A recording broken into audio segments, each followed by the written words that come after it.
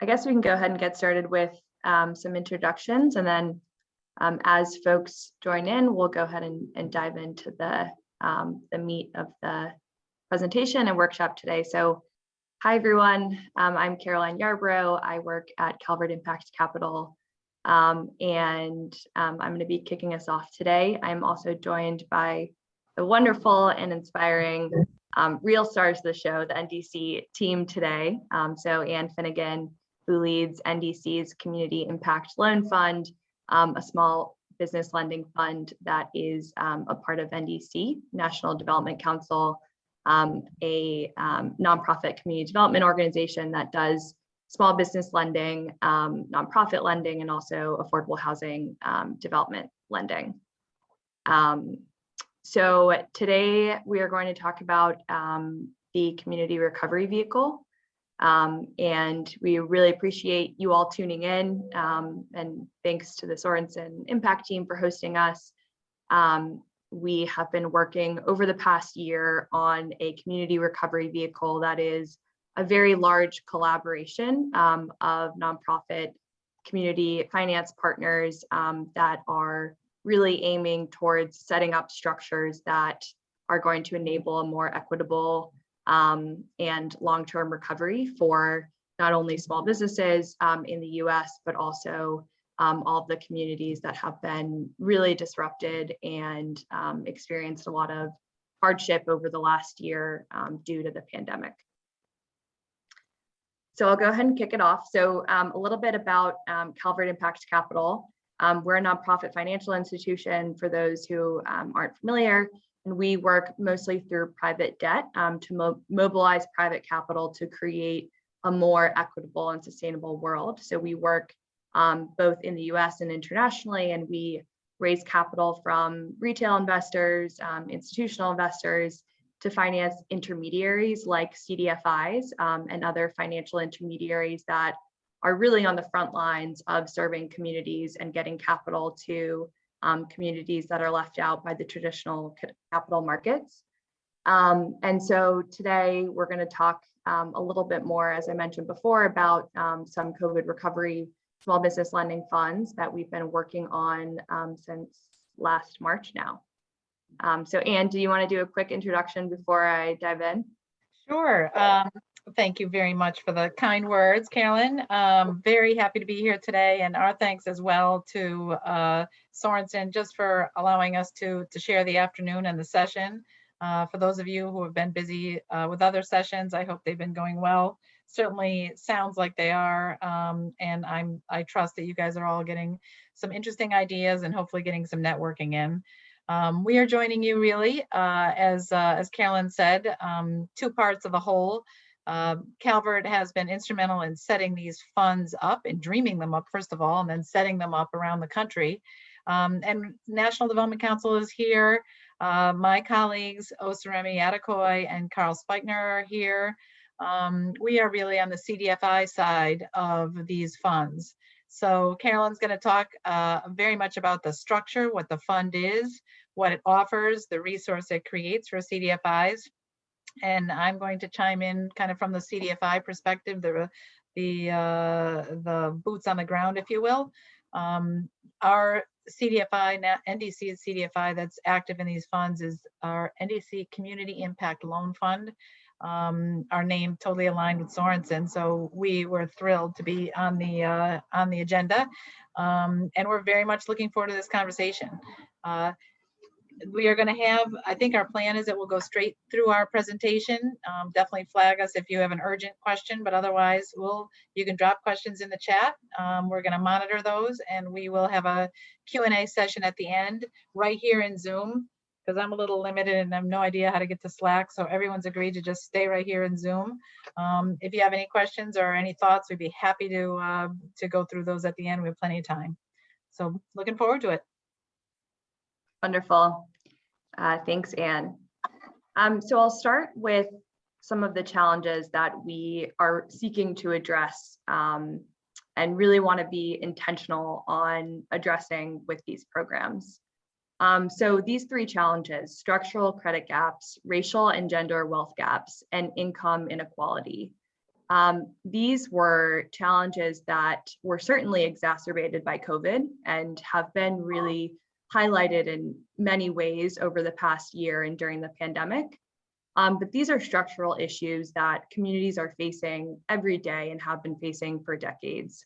You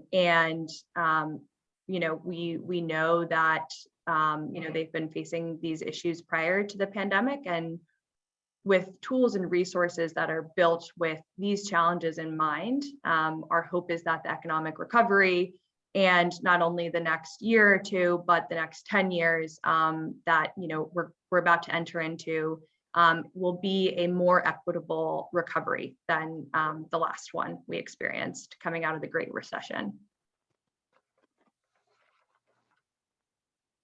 So I just wanted to share a few high-level stats on why access for small businesses is so important, but is also such an obstacle and challenge for so many. So as I'm sure everyone on this call is familiar with, small businesses employ an enormous amount of our communities here in the US, 48% of the US workforce. And over the past few years and decade, options for financing for these small businesses have drastically decreased. So we've seen over the past 10 years, over 6,000 bank branches have closed, many of these being community banks. And historically, community banks were the source of financing for the smallest of small businesses. In the last 20 years, community bank share of loans under 100,000 has declined from around 80% to 29%. So that is an enormous decrease in the essentially availability of small dollar loans for small businesses. And in addition to that, we're also seeing that what does this really mean? That access to small businesses is not only decreasing, but that many of the small businesses most excluded to the traditional bank and financial system are women-owned businesses and BIPOC-owned businesses. And so, you know, want to be really aware of this market dynamic in creating solutions.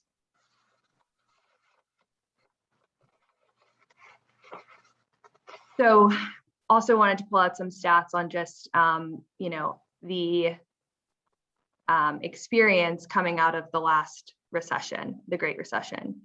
So on one hand, we see, you know, these longstanding structural barriers and decrease in capital available to small businesses. And we also know that now more than ever, after some small businesses have had to, you know, shut down and have revenues drop to zero overnight, how they need access to capital now more than ever. And those that have really made it through this time, you know, if they have any chance of survival, it's going to be through access to capital to rebuild their business. So the charts on this screen just tell a little bit of the story of how many gaps and the disparity in the recovery coming out of the Great Recession. So you can see here that the groups benefiting from growth and income generation and employment were those in the middle and upper classes, and those that were in at risk and distressed, you know, suffered actual negative growth in both employment and change in, you know, number of businesses. So these are specific to New York, but this certainly resonates across the nation, and it just really shows how uneven the growth coming out of the last recession was. And then, you know, this is just really critical in showing how an uneven recovery is going to impact most communities of color. So if we have a recovery that looks like the last one, with these large of disparities for lower income groups, we know that the racial wealth gap is going to be much further exacerbated. And so just wanted to set some of that context in how I think all of the CDFIs obviously think about their work every day and serving communities on the ground, but also Calvert as, sort of one step back as a funder thinks about how can we set up these programs so that for the next 10 years, this recovery, is benefiting folks that, traditionally have been sort of excluded from the traditional financial system. So making sure that the recovery is impacting all communities. And so with that, I'll pass it off to Anne to talk a little bit more about what they're seeing in the small business community and markets right now.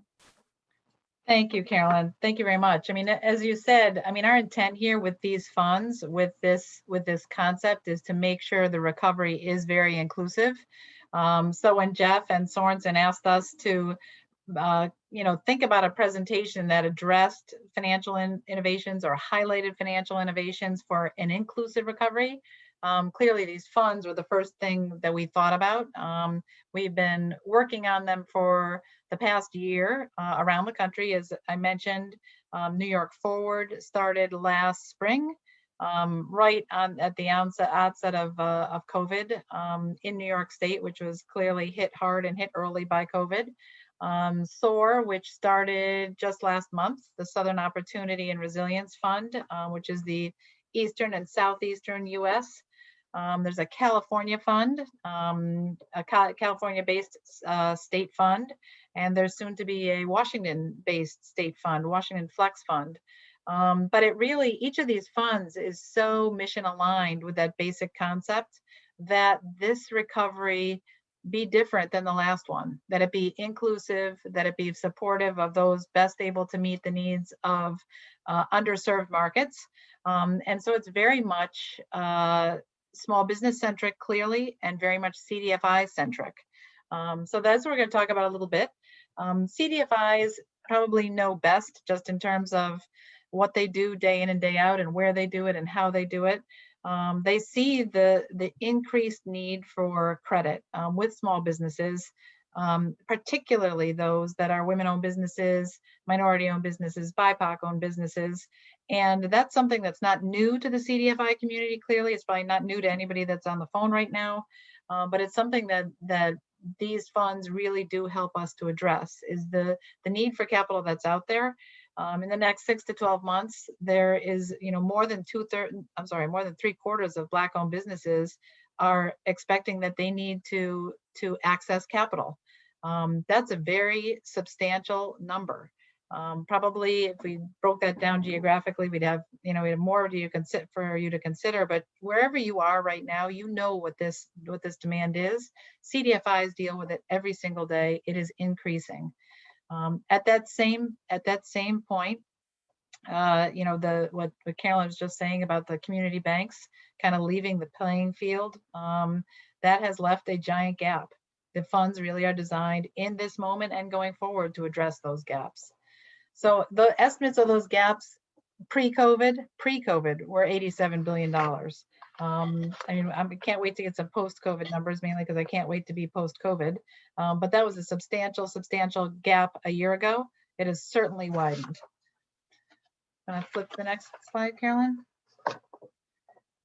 Again, I'm guessing that everyone on this phone knows who CDFIs are, who the CDFIs in the communities they're trying to reach are, what they're doing. But the CDFI industry is very integral to this fund concept. It's built on the strength and the mission of CDFIs, and it is extremely inclusive of CDFIs of every size and every level of sophistication and every level of operation.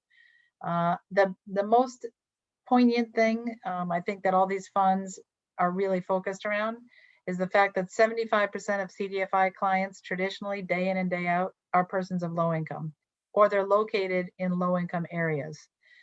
52% of the businesses, or the small businesses, or the nonprofits that CDFIs directly assist are owned or run by people of color.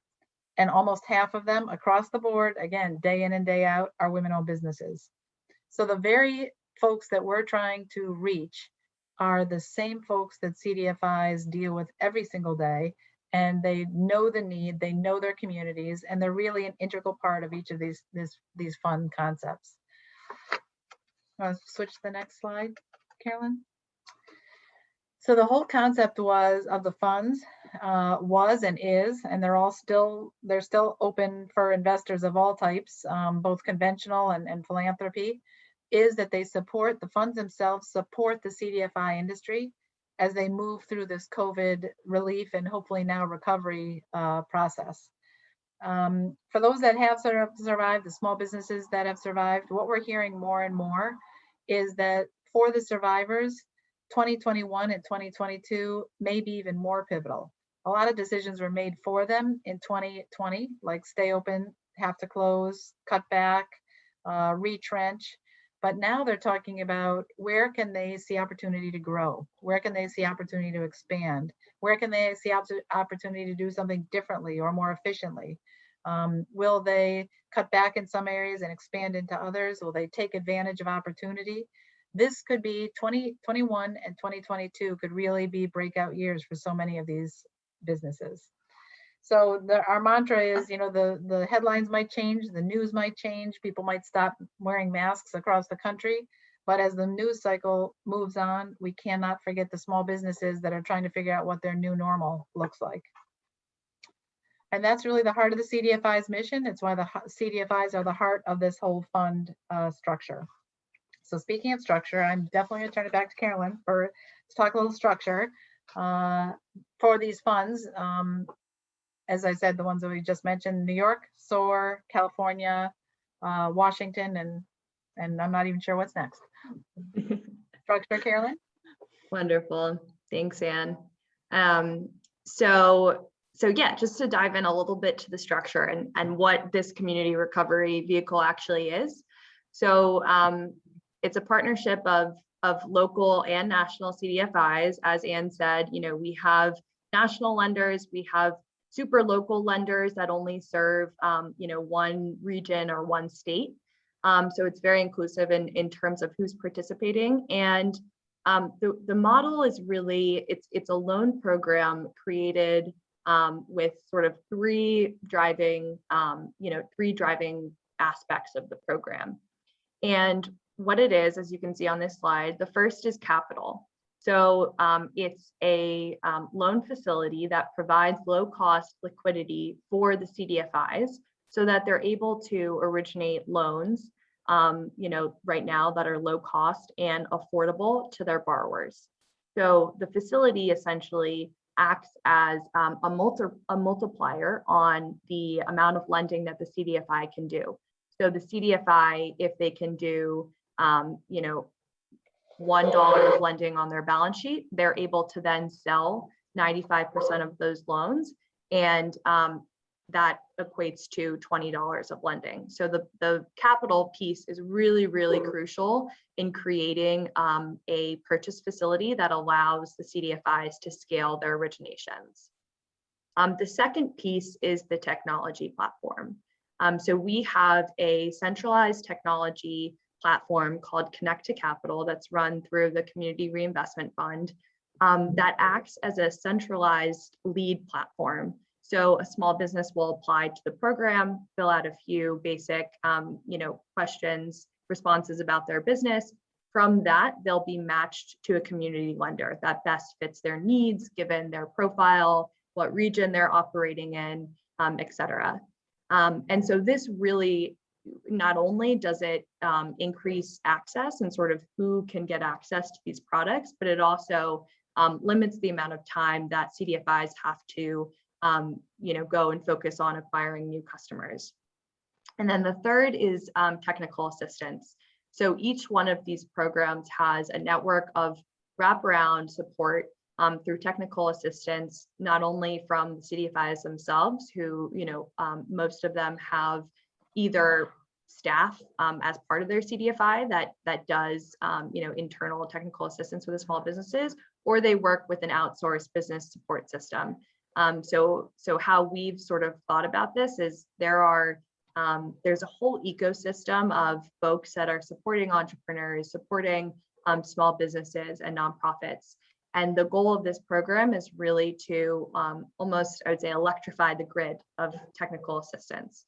So in New York, we have worked with not only public sector agencies to get the word out across the business support organizations, but also through SOAR, which, as Anne mentioned, is the South and Southeast Focus Fund that covers 15 states. So how can we really get the word out about CDFIs and the lending they do to the business support organizations, who are often the ones that are most entrenched in the small business landscape within their local community. So that's sort of a high level of the fund. So it really acts as a loan purchase facility, and we've had enormous participation from CDFIs across the country. We now have over 30 CDFIs that are participating across our 4 funds that are acting as originators. So as Anne mentioned, but really, going through this process from Calvert, I think we learn more and more every day is how incredible and inspiring the work that these CDFIs do. They know their communities, better than anyone, and they also are committed to giving the time and support right now that's needed to get these businesses back on their feet. And I think, at the end, when Anne shares some of the stories about small businesses that have gotten access to loans through the program, you all will be able to see, how meaningful this capital is in helping them rebuild and retool.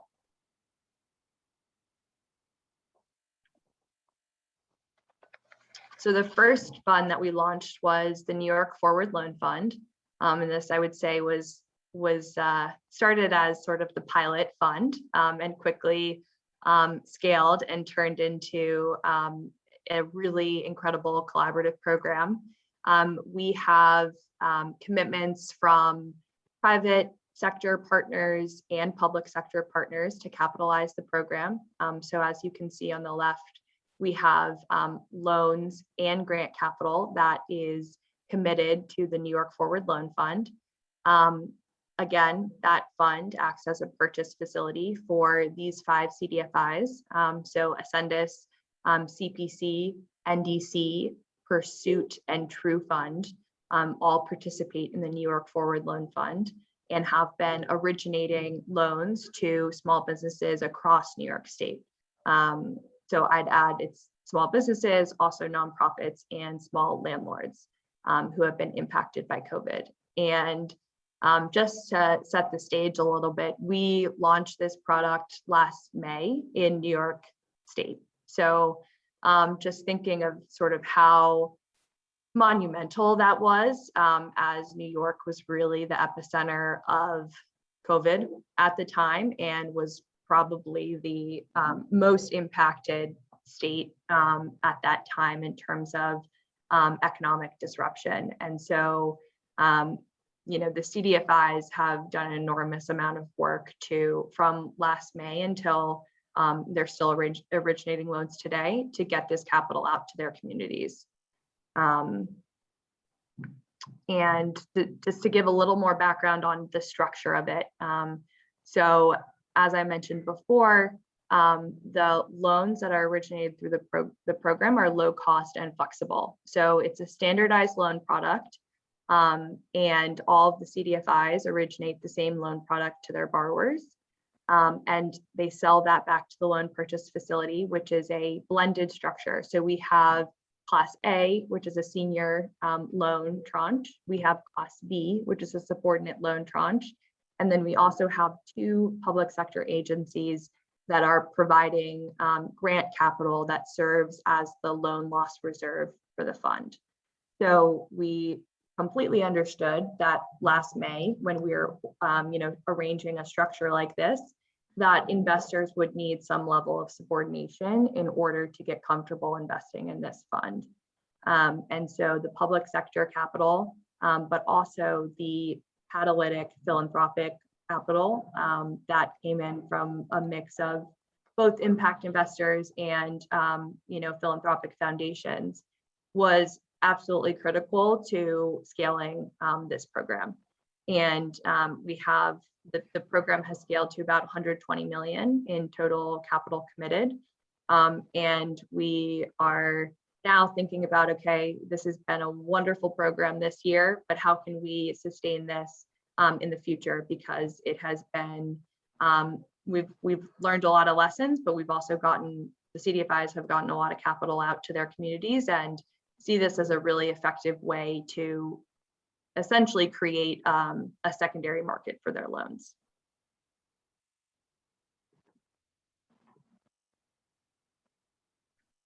As Anne mentioned, we are now working across 18 states to launch similar programs. So the first was the New York Forward Loan Fund that launched last May.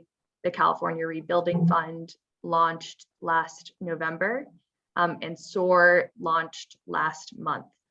So SOAR is certainly the biggest in terms of geography. And then we also have the Small Business Flex Fund, which is in development and in partnership with NDC and public sector agency in Washington State. So we are really excited about the traction that this vehicle has gotten. We've gotten a lot of feedback that it's been very valuable to not only CDFIs, public sector partners, but also the small businesses. And we are now, at the point where we're starting to think more about how can we replicate this model not only as a recovery vehicle right now, but also as a more permanent financing vehicle in the future.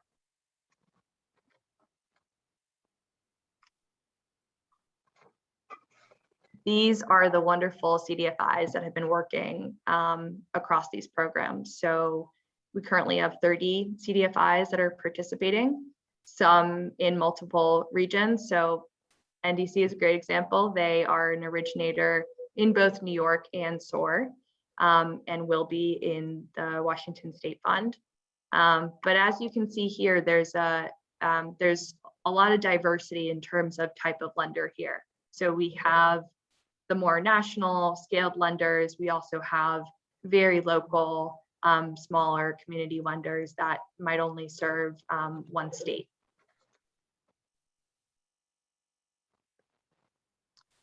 And this, I really love this slide just to show how much these CDFIs have stretched this year and sort of expanded their capacity when given the right tools and resources. So out of the 4 small business lending CDFIs in the New York Forward Loan Fund, these graphs show the amount of lending they were able to do in 2019 and the amount of lending they did in 2020. So you can see in terms of total lending in number of loans, they did 7x the amount of lending in 2020. And they did 14x the amount of dollars dispersed in 2020 from 2019. So if that doesn't tell the story of how heroic these CDFIs are, then I don't know what does, but it just shows that when they're given capital, that they can get it out to their communities quickly. And, we know that they do it the right way and that they are really committed to also creating long-term relationships with these borrowers. It's not just, I'll give you a loan this year and, I'll never be able to finance you again. It's a very long-term relationship.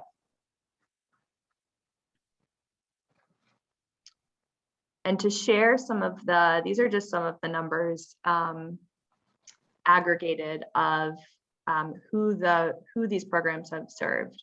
So small businesses and nonprofits, over 3,200 small businesses and nonprofits have received loans. 130 million has been dispersed. 300 million has been committed. So that's the amount that will be dispersed by the end of the programs. And we're, as Anne said, still crowding in additional capital. So that number will be even larger. And the loan size is an average of 40,000. So as you can see, this is really serving the smallest of small businesses. 70% of the loans are to women-owned businesses or businesses owned by people of color. 51% are located in low or moderate income census tracts. In terms of business size, 90% of the loans are to businesses with 10 or fewer employees, and 88% are to businesses with less than 1 million in 2019 revenue. So that, I think these statistics give a really good profile of who these loans are reaching.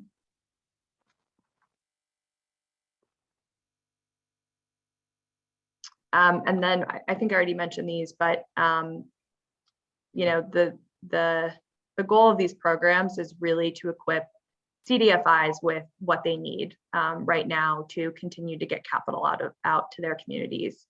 The liquidity and the program model, the collaboration we've seen has been very valuable and has you know, enabled them to do what they do best. And so we're excited about you know, the impact that these programs have had so far, but we're also even more excited about the impact that they will have over the next you know, few years. So with that, I'll hand it over to Anne and the rest of the NDC team if you all would like to share a few of the stories of the small businesses that got loans through New York Forward. For sure. Thank you, Carolyn. These are all pictures of real borrowers. I think most of these are from the New York Forward Loan Fund, because that is where we have the longest history. That's a year now, almost a year. You know, but what Carolyn was saying was so true. The funders into these funds, both the conventional lenders and the philanthropy and the public sector, everyone who's lent to the fund really has allowed the CDFIs to do what it is they do best. And it was all about what you saw a couple slides ago, the impact. You know, the funds have created and continue to create, and I trust will continue to create the resources that help CDFIs do what they each uniquely do, because they each have their own, you know, purpose. They each have their own geography. And as Carolyn said, we have some national CDFIs. We have some tiny neighborhood and tribal CDFIs, and we literally have every kind of CDFI in the middle. Most of you guys are very familiar with CDFI world.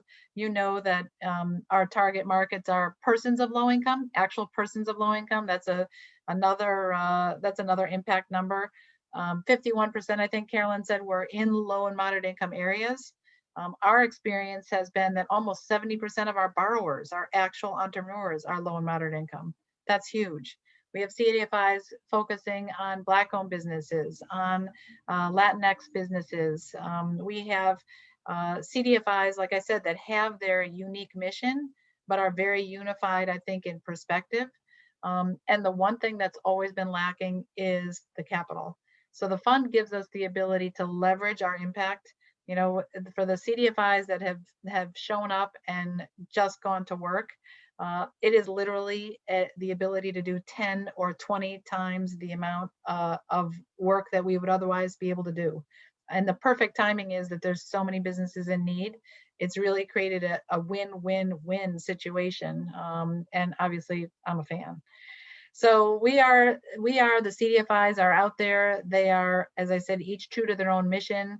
They are receiving on a very, you know, equitable platform, intake platform. They're receiving leads from small businesses and nonprofits that are looking for financing, most of whom are MWBEs or low income or located in low income areas.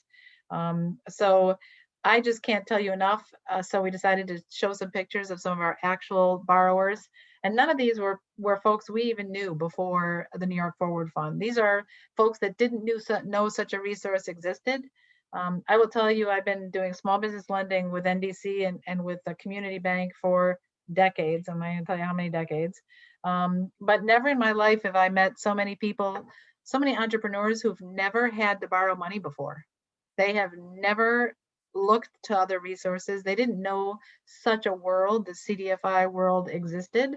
But, you know, by July or by September or by December or by February of 2021, they had worked through all their personal savings. They'd worked through every, you know, friend and family member they could tap, and they were looking for additional resources, or as I said, increasingly in the last couple of months, trying to figure out how to really capitalize on maybe an opportunity to reinvent or to expand something that might be, really beneficial to them as a small business and to their communities. So we've been meeting some extraordinary people.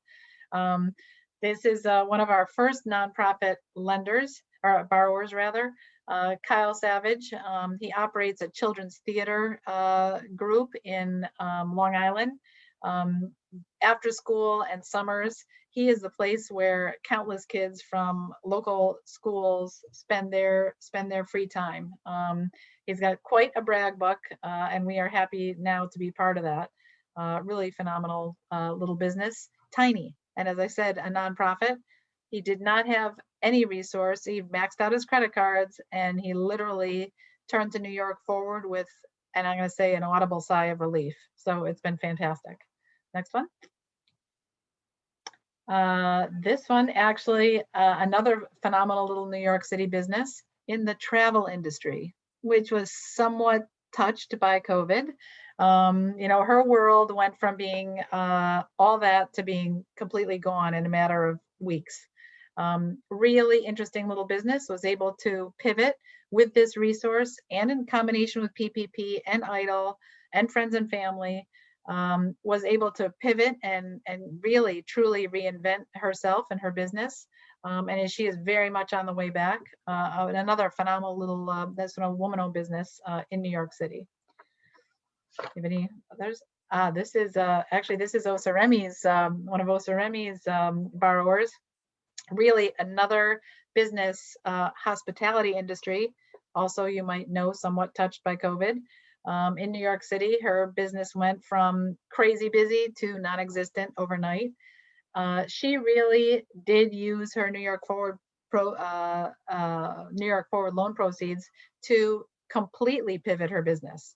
She took what was a very much face-to-face, hands-on social business and made it something that was safe and socially distanced and internet-based. Packages now arrive on people's doorsteps, parties in a box, and they do remote training and teaching and toasting, whereas before they always relied on face-to-face. So these are just, samples of little businesses who, as I said, had not borrowed money ever, perhaps, and took the COVID impact as an opportunity to really change their world, not just survive, but figure out a way to thrive. And this capital has been a key part of that. It has been our pleasure, obviously, to be able to help them do that. Just a couple more faces. You can see where this money goes and what it does. I'm going to flip to the next one. This is another actually little Long Island business. This was a business. This gentleman had never borrowed money, had always had enough work to pay for equipment, pay his guys, expand. And when COVID hit, the last thing he wanted to do was lay his guys off, all of whom he said were, basically like family. But a lot of people, offices cut way back, a lot of people cut way back. People were afraid even to go out. So his business had to figure out a new way to move forward. He actually had a plan for when the lights came back on, because in New York State, they literally were off for 10 weeks. But he needed to get there. So he used his New York Forward loan proceeds literally in the gap. And is already, obviously, over the last 4 months, very much back at work. So wonderful, slightly different use of proceeds, but a wonderful little business in Long Island. And the last one that we wanted to show you was a woman-owned business in Brooklyn, which is our hometown, our base. Really phenomenal little business, extraordinary little business. And they were in the film industry. And you can imagine when films stopped being made, when sets stopped being located around the country, their business completely evaporated. So they used their New York Forward money in both ways, filling a gap and figuring out a pivot. So extraordinary little business. She did keep all her folks between PPP and EIDL and New York Forward. She did keep all her folks on payroll. And she is very much back in business. So those are just some of the faces. They are the reason we do what we do. There's no doubt about it. We've got thousands of stories. I hope they all have a very long and profitable emergence from COVID. We have been thrilled to be part of their story. We are thrilled to be part of these funds because they have made all the difference. And as I said, I don't know where on these various diagrams and in these various pictures you can see yourselves or these organizations, or your organizations, but we would certainly love to have you join the effort. I think we've set aside, we probably chewed into a little bit, but we probably have about 15 or 20 minutes. But if anyone has any questions or wants to go back over the slides, because Carol and I could do this all day long, go back over the slides or branch out. We're here, Osiremi's here, Carl's here. If there are any questions, if you're super shy, you can drop them in the chat. And if not, you can just yell. They're not too big of a crowd.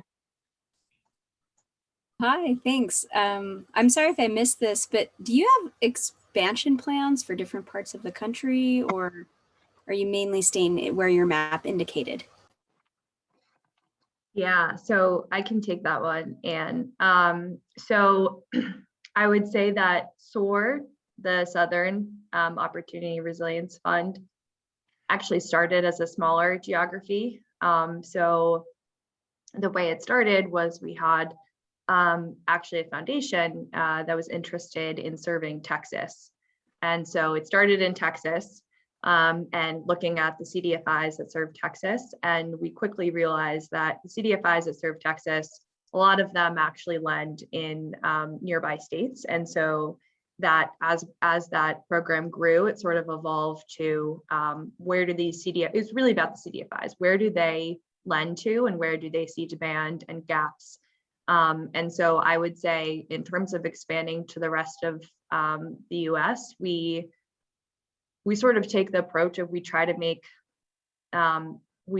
these structures as efficient as possible. So say there's a state that is close to the SOAR geography that's interested in participating, or has a CDFI that's interested in lending there, we are definitely open to that. But we try to minimize the amount of new funds that we have to set up just because of all of the operational work that goes into it. But certainly always open to hearing from whether it be a CDFI or someone that is would like to provide capital to this sort of structure. There are a lot of public sector stakeholders that are right now trying to figure out how they can get SSBCI and other similar capital out that was allocated to them through the stimulus. So we're certainly open to seeing where both there's demand from small businesses, but also where capital providers are interested in putting their money. Would love to hear if there's a certain geography that that you would be interested in hearing more about. Yeah, I mean, I selfishly we're located in Utah, so just wondering if you guys have thought about something in the Mountain West. I think so I used to work for a local CDFI here, and it seems like there is a bit of a marketing challenge for a lot of the CDFIs that operate in kind of the Mountain West Rocky region. So I'm just wondering, like, is part of the deals that you guys are seeing providing any technical assistance to the CDFIs that you're working with in the form of marketing, as well as maybe some additional technical assistance for some of these like first-time borrowers? Mm-hmm.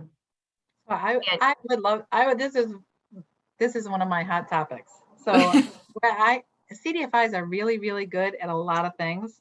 Marketing is not one of them. Totally agree. That is one of our universal truths. So those fantastic pictures you just saw, the prior 5 slides, Calvert did those because I couldn't even do that. I got their stories. I have pictures. I know who their kids are. I know, what they're going to do for payroll next week, but I could not tell you that story in any kind of great way. And I can't get it out there. So I'm just pathetic, and we're all pathetic, and it's just terrible. So one of the great burdens, and we don't even talk about it, but it's such a real thing. One of the great burdens for us always is marketing, because we don't even know where to start, let alone pay for it. So each of these funds is very much a bigger presence than any of us could be individually. So the CDFIs get, as I said before, get to do what they do best, which is, impact and lending and providing TA to their borrowers or their constituents. But the fund marketing efforts are at a much higher level, and all the intake comes in at that, very equitable platform where all the CDFIs can then access it. It is a fantastic thing. And as I might have mentioned on some of those stories, a lot of our borrowers in New York Forward never knew such a resource existed. They never knew. So not only was there effective marketing, it got to people that were not being reached any other way.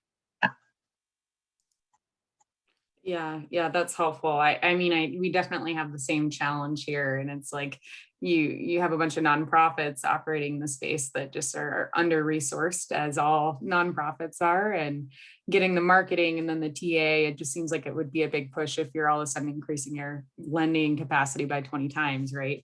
So I have another question about that. So in my experience with certain CDFIs, particularly in the microloan space, it seems that there is a bit more of flexibility on the loan servicing side. Is that something that you guys are thinking about in terms of how you structure the transaction and giving these CDFIs that flexibility to kind of work with their borrowers on a repayment schedule that works best for them? So it's an interesting question. And I think something that has been really critical to the program in developing the terms of each program has different loan terms, right? And so it has been very critical in getting the CDFI's feedback of what should this loan look like right now? What sort of needs are you seeing from your borrowers? Does that mean a 60-month loan? Does that mean a 72-month term loan?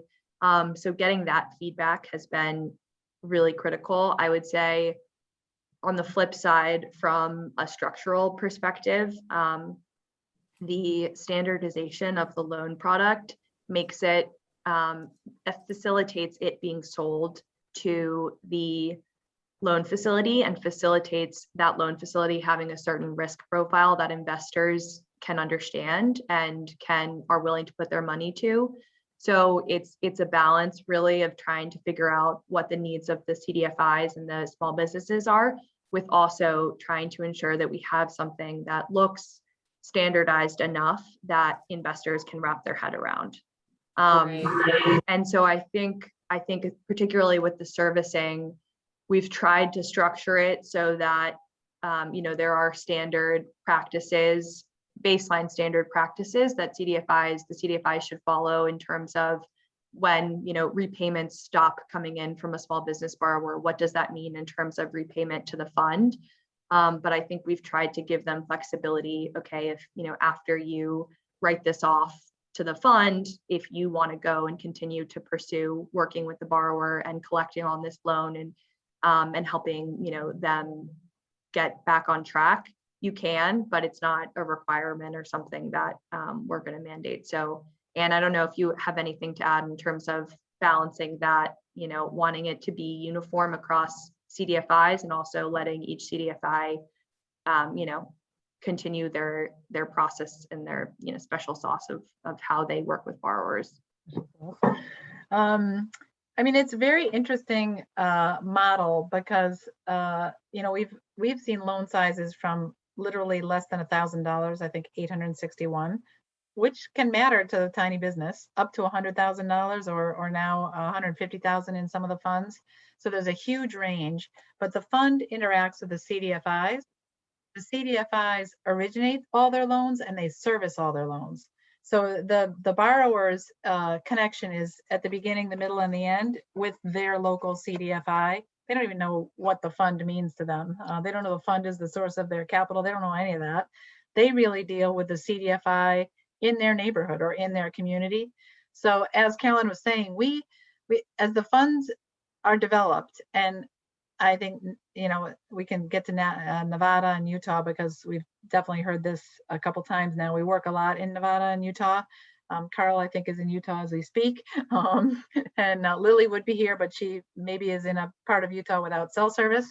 Lily actually lives about 2 streets away from me.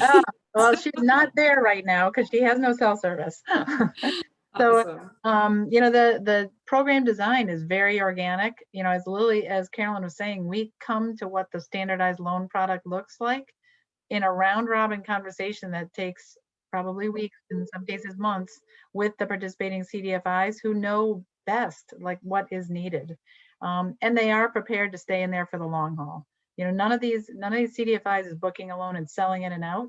They're booking a loan, they're accessing the liquidity, they're getting more capital making out of the loan, but they never lose their borrower. They never lose touch with their borrower. And CDFI style TA is a huge part of what makes these funds successful. So I don't know if we've answered your question, but we probably answered 3 more. That's a great point, and I don't think I called this out when talking about the structure, but the CDFI sells 95% of the loan. They keep 5% of the loan on their balance sheet. So from like an incentive and repayment structure, it might be only 5%, but that dollar amount is, can be large for a lot of CDFIs. But then also, as Anne was saying, they service 100% of the loans. So there is very much a distance between the investors in the fund and the end borrower. So we've sort of structured it so that the investors will never be able to go after an end small business borrower. So, and that's really key to the structure too. The CDFIs retain a servicing fee because they are servicing and the main relationship for the small business borrower throughout the life of the loan. Yeah, that makes sense. I have a couple more follow-up questions, but I don't want to monopolize the time that we have. But if no one else has any questions, then I'll go. I just wondering, are you guys finding a sweet spot for both the loan sizes that the CDFIs are doing, as well as the overall asset size of CDFIs?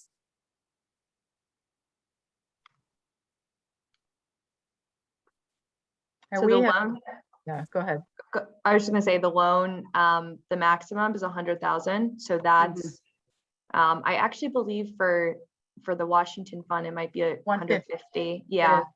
So, and I think also as we get further away from the recovery, we're starting to think more broadly about what the terms look like. And so we've started as really targeting the smallest of small businesses and have capped that at 100,000 and found, as I showed, it tends to be on the lower end, what the actual average is. I think it's around 40 or 50,000. But I think that's also just a lot of the small businesses that were excluded from other recovery programs or couldn't get access to PPP. A lot of those tended to be the smallest of small businesses that really, had no banking relationship, had no other outlet. So I think as we move further away from the recovery, maybe we'll think a little more creatively about what that product should look like. And our experience has been everything from the tiniest of the loans, sole props, to, $100,000 max, and they could have used more. So, and we've had very young companies who, by default or by accident or really bad luck, were just starting a business at the beginning of COVID. And we've had companies that are 40 years old. So we've had the full range. Most of the businesses have fewer than 50 employees. That has been kind of a mainstay of the fund design. And most of the businesses, the funds are different, have either 5 million and less or 3 million and less of average revenues. So they're very small, down to literally, as I said, sole props, but they're geared towards small businesses. And a couple of the funds, I know for sure, New York Forward and SOAR and Washington are available, as Carolyn said. New York included even small landlords, like little 1 to 4s and mixed use projects. And they all include nonprofits. So we're a CDFI that does both small business and nonprofit lending, and there are several others in each of the funds. So we're trying to make it, as accessible to some of the nonprofits who've been left out of COVID recovery resources as we can.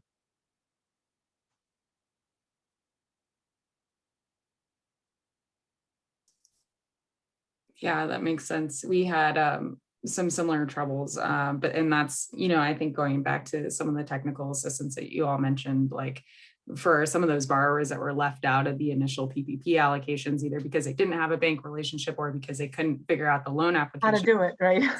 Yeah. I mean, it's like, and that's what we run into all the time is like, it's not that the business isn't good. It's that they have not had access to the training or the resources that they need to actually fill out the application or even know where to go for financing. So, I mean, I think there's so much potential in this space, and like, just thinking about even like SBA, 504 loans and getting into the housing space and community advantage would get you to the bump up and loan size later down the road. Our array, yes. Yeah. The full spectrum. And we've thought, like, is there a way that we could get something in the Rocky Mountain region? I would be curious to see how you guys are thinking of some of the areas from a geographical perspective, some of the areas of the country that are not as densely populated by CDFIs. And, if you're seeing any potential solutions using this model. And I guess another question, are you looking beyond just CDFIs to nonprofit microlenders that maybe don't have CDFI status? Or I guess what's the future for some of these untapped areas that might have some growing opportunity? I think that's a Carolyn. Yeah. So I think I'll use SOAR as an example again, because I think this is the South and Southeast Focus Fund that spans 15 states. And what we're seeing in some of those states is that there might not be a ton of infrastructure, CDFI, small business lending infrastructure. And so one way to approach that is by having, something similar to SOAR that's a collaborative of CDFIs that maybe, for example, we have a CDFI in Florida that's through SOAR is also expanding to Georgia. And although the Georgia landscape of CDFIs is already pretty robust, it's just an example of how a program like this can help a CDFI expand into a new region or into serving a new community. So I think certainly across the SOAR region, as we see not all states have similar infrastructure, how can we use this technology and the program as an ecosystem? How can we use that to expand to regions that have just a less developed CDFI infrastructure? I also think we're hoping that a program like this and the resources that come along with a program like this can help build capacity of CDFIs. So if there's a smaller CDFI, even just using the Connect to Capital platform, which is the technology platform, that in it of itself is a huge advancement in terms of just technology and ability to source leads. So we've certainly seen that some of the CDFIs are approaching this as helping to build their own capacity. I think actually just Salt Lake specific, and if it's Kyrene, am I pronouncing that right? If you spoke with Kyrene, no, sorry, Kyrene. Thank you. Just early on, as we kind of ideate around these concepts in Salt Lake City, right now the gaps are being filled by work with the Salt Lake City Economic Development Group. So we're working with a micro fund with them as we kind of figure out if there's an application. Also, we've got the Greater Salt Lake LDC here. But yeah, in the interim, you're right. There's a gap, and we're trying to fill it right now as we kind of ideate around some of the concepts that Ann and Caroline are talking about now. Yeah, I actually was thinking of, thinking of some of these local municipality revolving loan funds and maybe is that another area that you guys are working in, playing in expanding some of those services, but they run into the same challenges that the CDFIs do in terms of, well, we don't provide TA, that's not our thing. So how can we outsource? But I mean, I know in Salt Lake, it's definitely a capacity issue not in the nonprofit sector of being able to really meaningfully offer the type of technical assistance needed to connect people to available loan products. You're absolutely right. Absolutely. Not unique either. Yeah, right. We may be close to the end of our window. I don't know what happens. Maybe they just pull our plug and the screen goes dark. I don't know what happens. Or maybe other people just join us. But I think these are all great questions. I think I had asked earlier if we were going to get your contact information. I'm sure ours is available as well. For your Utah contingent, you guys know where Carl and Lily are. But Carolyn and I think, and Beth Bafford's contact information might be in the program, I'll say. So if you need us, if you think of something after this call, like as soon as you hang up that you wanted to ask and forgot, give us a call or drop us an email. We'll be happy to chat all the time. And thank you so much for joining us for this session and for all the good hard work you guys are doing. I hope you are getting ready for a wonderful, relaxing long weekend. And with that, I think we'll say goodbye. Thank you so much. Thank you. Take care, guys. Thanks, everyone. Drop my email in the chat, so feel free to reach out if you have any questions. Appreciate you all tuning in. Thanks. Bye. Take care. Bye.